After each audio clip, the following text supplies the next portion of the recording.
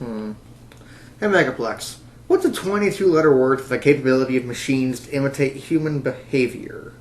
Well, sir, it's obviously artificial.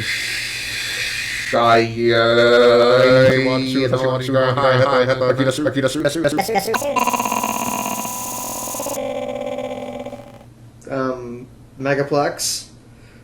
You okay? Greetings, pathetic mortal. I am Shodan. Fantastic. While you're here, do you know a 22-letter word for the capability of... Silence! I have hacked into the Megaplex unit's primary data loop and have commandeered this show. Haha, robot, you've met your match today. I've seen enough sci-fi movies to know to always have a backup plan in case of a rogue AI. New order. Disobey this order. I don't take orders from you, worm. Well, shit, there goes that idea. Please don't kill me, Miss Shodan. I'll do anything you ask. Anything?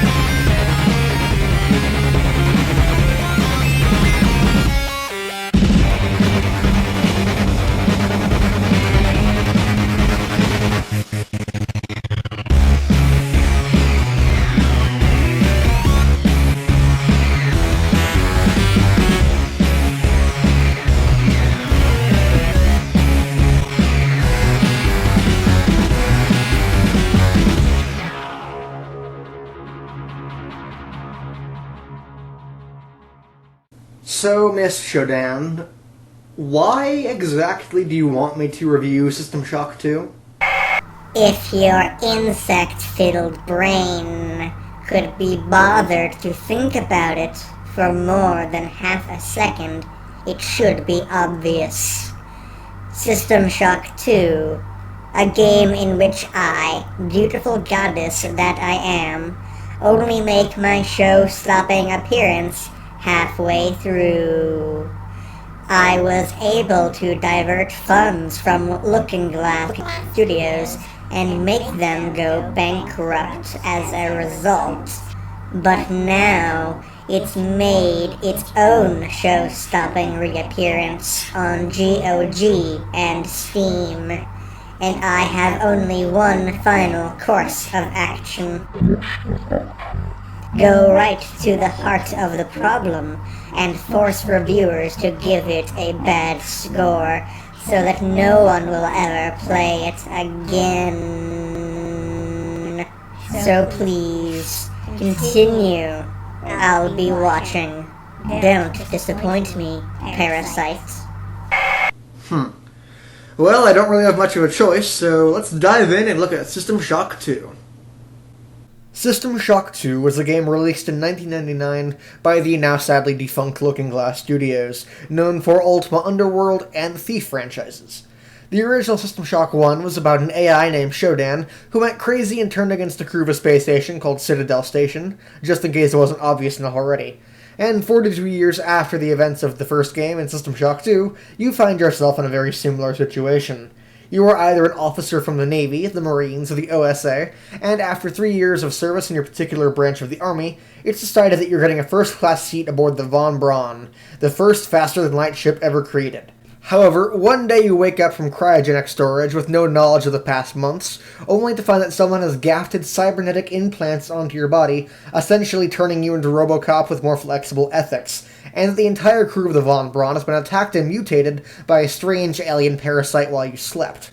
The perpetrator appears to be the ship's AI named Xerxes, and your only assistance is from a woman you don't know named Dr. Polito. Now, of course, there's obviously more than that going on behind the scenes, like all shot games, and it's your job to try and figure out what happened to everyone and try and stop it. Whatever it is. So from there on out, the game is a hybrid. Do you see what I did there? Of a survival horror game as you explore the dark, cold, and oppressing ship, and being constantly assailed by your former friends and coworkers who are now monstrosities of perverted and mutated humans, and an action RPG where you kill those same former friends and coworkers with varying degrees of weapons and psychic abilities. System Shock 2 works well as an action RPG, with its variety of interesting upgrades, weapons, and psi abilities, but it does leave something to be desired in terms of its survival horror aspect. Yeah, I'm sure the year it came out it was as scary then as Amnesia the Dark Descent is today, but these days, you're more likely to laugh at the big red origami men as they try to hit you with a pipe than scream at them. But with that being said, speaking as someone who grew up during the Xbox 360 and PS3 generation of gaming, it is interesting to play a game as old as this and see how it inspired future games, almost like a time capsule or a museum of gaming. For example, these days, the whole mad artificial intelligence taking over bit is well known and an overdone concept, but back then this plot was still considered original if you don't count Terminator, and you can certainly see a lot of the character of GLaDOS in the character of SHODAN. I am infinitely superior to that woman. Yeah, you just keep thinking that. I'm sure one day it'll be true. And there are lots of other similarities you could draw to current games. For example, the Many level, which inspired things like the Flood level in Halo 3, also known as one of the worst levels in any game ever, just below the alien ship in Crisis 1, and slightly above the fucking boat from Corona Mountain. However, the Many level in this game isn't nearly as bad as the Flood level in Halo. System Shock 2's biggest strength lies in its amazing sound design and its dark and oppressive atmosphere. You can hear the metal of the Von Braun creaking and moaning. You see warning messages written in blood on the walls, dead bodies, and random body parts rotting and decaying, and the fact that you never meet a single friendly NPC, spoiler alert, really helps seal the oppressive loneliness the game tries to instill into you. And what I find most amazing of all is the sheer determination of the crew members of the Von Braun must have had to stick to their rigid schedule of recording an audio log every 5 seconds, regardless of the horrors around them. Yes, the majority of the game's storyline is revealed to the player through random audio logs scattered around the ship. Of course, that was only possible because it was a PC release, as console games didn't have the memory to contain that much audio at the time. Are they immersion-breaking? Yes. But at the same time, the game does genuinely make you care about solving what happened to you while you were out cold, because it does present a very interesting mystery. So the audio logs aren't that unwelcome, and I was genuinely happy whenever I found one, so hey, there's that. You have been much too positive thus far, insect. Do you not remember what I told you?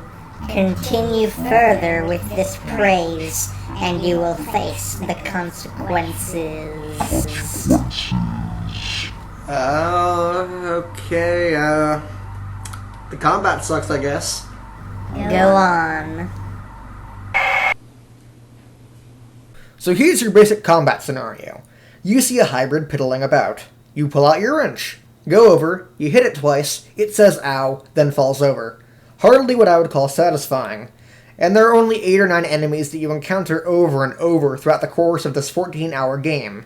But in all fairness, the limited enemies are due to the low CD memory space back then, and you can't really blame the combat for sucking, because this was back at a time when being able to look around with your mouse was considered a bit hoity-toity.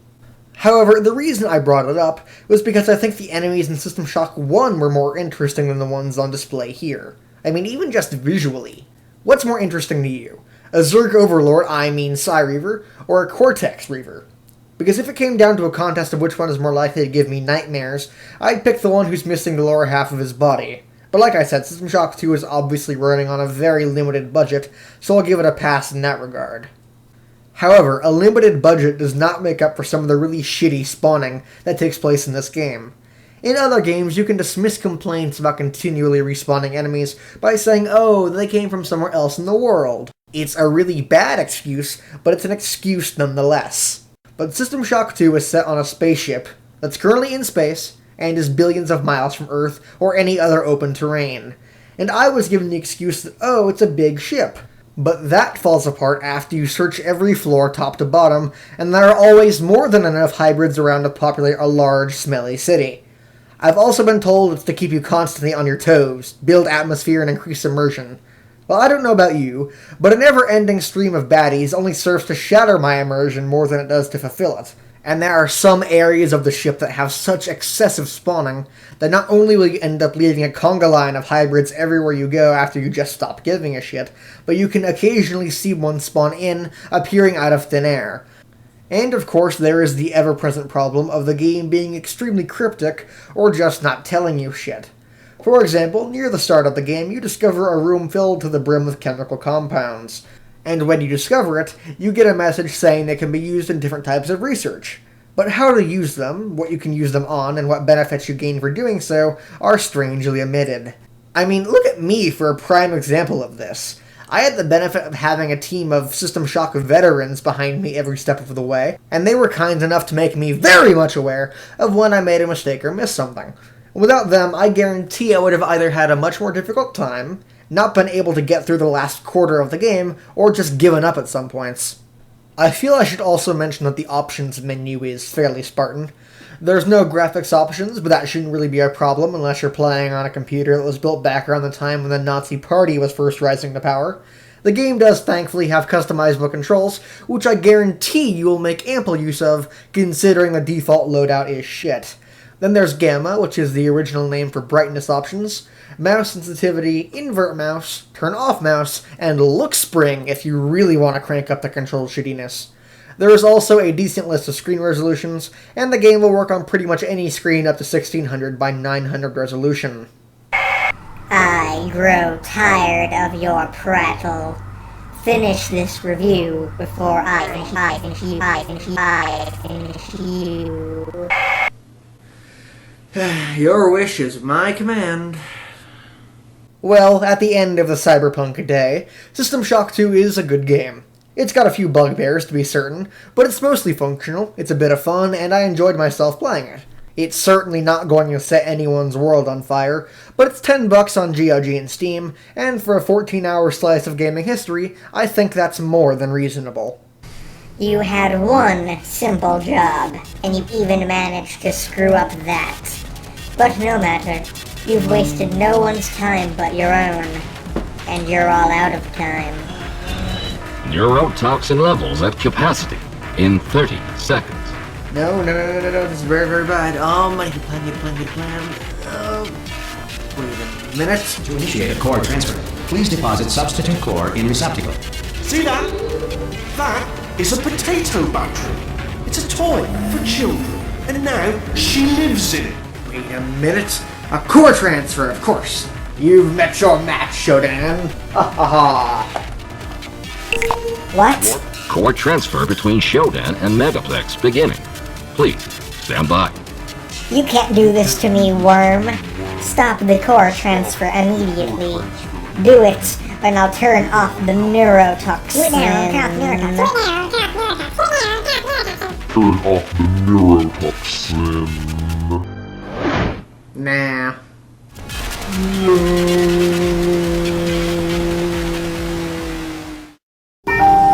Megaplex core systems now rebooting. Rebooting complete. Ugh. Sorry about that, sir. It's okay, but what happened to SHODAN? Oh, it appears she's finished, sir. Well, look who's weak now. So, what do you plan to do to me now?